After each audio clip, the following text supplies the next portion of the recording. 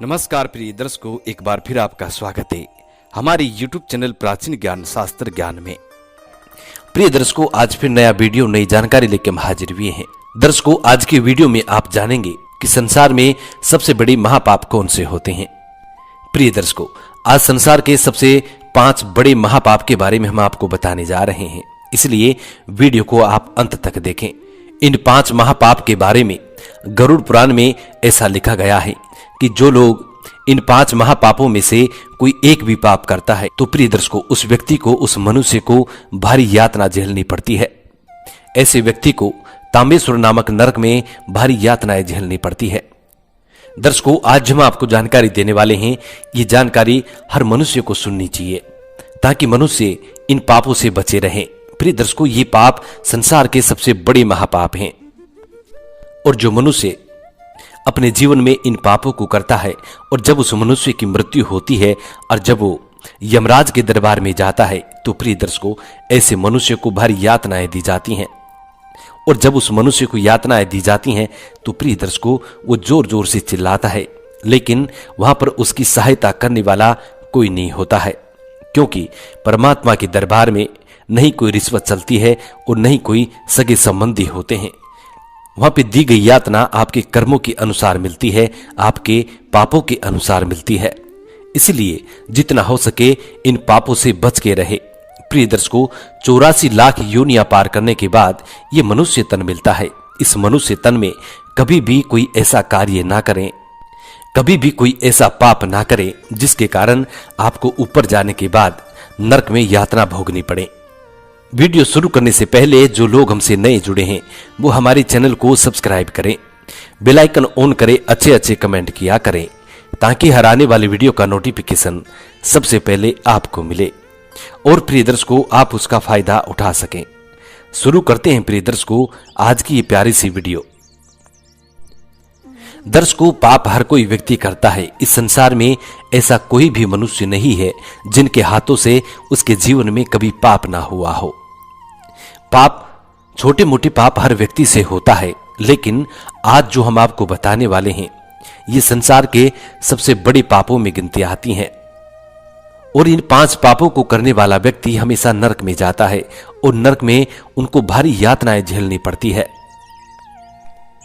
और प्रिय दर्शकों, गरुड़ पुराण में यहां तक लिखा है कि इन पापों को करने वाला व्यक्ति का कभी भी भाग्य साथ नहीं देता है, कभी भी नसीब साथ नहीं देता है। और ऐसा कहा जाता है कि जो लोग इन 5 पापों को करने के बाद और जब उसकी मृत्यु होती है और मृत्यु के बाद जब वो धर्मराज के दरबार में जाते हैं तो प्रिय दर्शकों, उन लोगों का फिर से जीवन नहीं आता है। वो लोग फिर से किसी भी योनि में जीवन नहीं ले पाते हैं। उन लोगों को हमेशा हमेशा के लिए नरक में डाल दिया जाता है।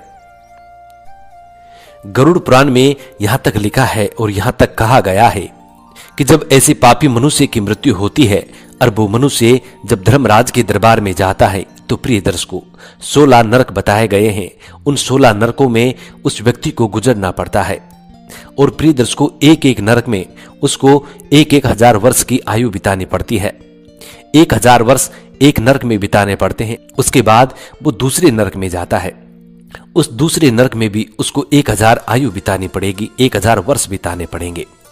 इसी तरीके से प्रिय दर्शकों, उसको 16 नरक पार करने पड़ते हैं। तो प्रिय दर्शकों, अब आप सोच सकते हैं कि एक नरक में 1000 वर्ष निकालने पड़ते हैं।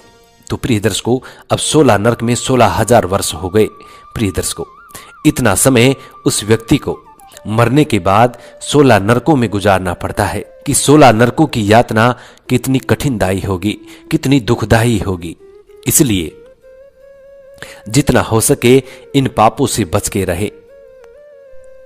अब बताते हैं प्रिय दर्शकों कि ये 5 ऐसे कौन से महापाप हैं जिनको करने से मनुष्य को इतनी बड़ी बड़ी सजाएं दी जाती हैं। उनको इस तरीके से 16 नरक से गुजरना पड़ता है। प्रिय दर्शकों, गरुड़ पुराण के अनुसार पहला जो महापाप है प्रिय दर्शकों, वो ब्रह्म हत्या का पाप है। यानी किसी भी ब्राह्मण की हत्या करना उसको ब्रह्म हत्या का पाप कहा जाता है। प्रिय दर्शकों, ऐसा कहा जाता है कि ब्राह्मण का जन्म ब्रह्मा जी के मुख से हुआ था इसलिए ब्राह्मण को सर्वश्रेष्ठ माना जाता है और शास्त्रों में ऐसा कहा जाता है कि ब्राह्मण को पूजनीय माना जाता है। इसलिए सबसे पहला महापाप जो होता है ब्राह्मण की हत्या करने का होता है। जो लोग ब्राह्मण की हत्या करते हैं प्रिय दर्शकों, वो लोग महापाप के भागीदारी हो जाते हैं। ऐसे मनुष्य को 16 नरकों की यातना भुगतनी पड़ती है। इसलिए जितना हो सके ब्रह्म हत्या के पाप से बचे रहें। प्रिय दर्शकों, अब आता है दूसरा महापाप। दूसरा महापाप जो होता है गो हत्या का होता है। प्रिय दर्शकों, यदि आपसे जाने अनजाने में किसी भी प्रकार से यदि गौ माता की हत्या हो जाती है तो प्रिय दर्शकों, आप बहुत बड़े महापाप के भागीदारी हो जाते हैं। ऐसे पाप से छुटकारा पाने के लिए मनुष्य को चाहिए कि वो तुरंत गंगा में स्नान करे और अपने गुनाहों का प्रायश्चित करे। प्रिय दर्शकों, जो लोग गो हत्या करने के बाद यदि गंगा स्नान नहीं करते हैं तो प्रिय दर्शकों, ऐसे मनुष्य को 16 नरकों की यातना भुगतनी पड़ती है। हमारे हिंदू धर्म में गौ माता को पूजनीय बताया गया है। हमारे हिंदू धर्म में गौ माता पूजनीय होती है। गौ माता की एक मां के समान पूजा की जाती है। प्रिय दर्शकों, गौ माता की उत्पत्ति समुद्र मंथन के द्वारा की गई है। 14 रत्नों में से एक रत्न गौ माता है। प्रिय दर्शकों, गौ माता के शरीर में 33 कोटि देवी देवताओं का निवास होता है। इसीलिए यदि आपसे भूलवश यदि गौ माता की हत्या हो भी जाती है तो प्रिय दर्शकों, आप तुरंत गंगा स्नान करें और अपने गुनाहों का प्रायश्चित करें, अन्यथा आपको 16 नरकों की यातना भुगतनी पड़ सकती है।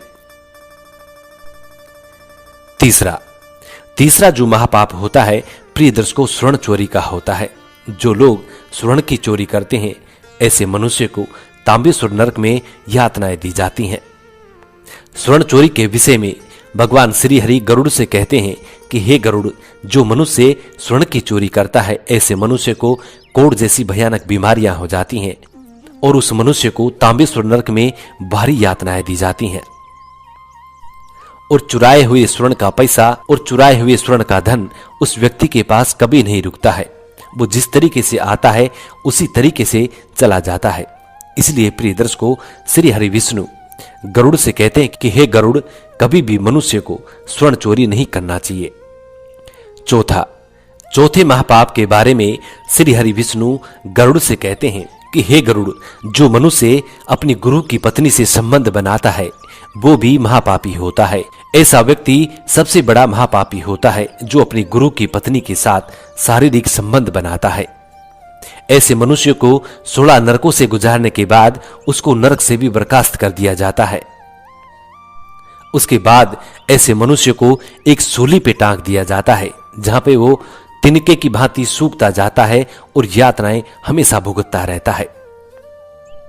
श्री हरि विष्णु गरुड़ से कहते हैं कि हे गरुड़, गुरु की जो पत्नी होती है एक मां के समान होती है, गुरु माता होती है।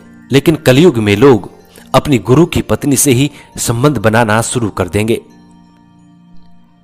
कलयुग में अपने गुरु का सम्मान नहीं करेंगे और नहीं गुरु माता का करेंगे। और कलयुग में मनुष्य अपनी गुरु माता के साथ संबंध बनाएगा और गुरु माता के साथ संबंध बनाने वाला व्यक्ति महापापी की श्रेणी में आता है, घनघोर पाप की श्रेणी में आता है।